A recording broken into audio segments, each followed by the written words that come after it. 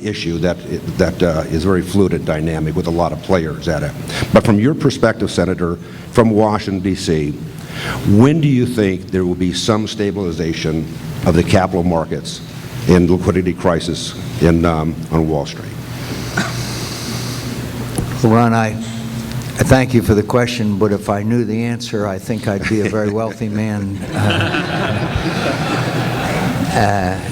Not to mention those who I disclosed that information to, but I don't know the answer to it. I think we saw a little glimmer of hope yesterday as perhaps we are seeing some indications that people are beginning to buy homes as the value of homes have decreased so dramatically. And maybe I'm digging for the pony, but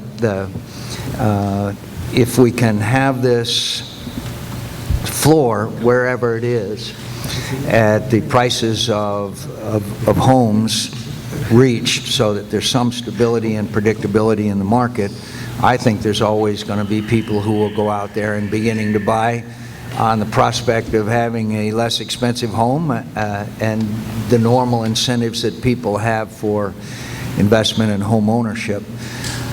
I applaud many of the measures that have been taken by Chairman Bernanke. I think that maybe you could argue in retrospect when this history is written is that we all should have anticipated it earlier. But I guess I can't tell you when, but I believe I can tell you that I think that perhaps we are seeing the worst of at least what triggered all this, and that is this subprime lending crisis, which then led to the collapse or dramatic fall in home loan home values, that I think we may be seeing the beginning of the end of that. I may ask Meg if she has any views on that. My friend Senator Phil Gramm is here, who taught economics for 12 years at Texas A&M University, and he also always tells me that if you took every economist in the world and put them end to end, they'd never reach a conclusion. But maybe Meg has some thoughts on it. I'm hopeful that the worst is over.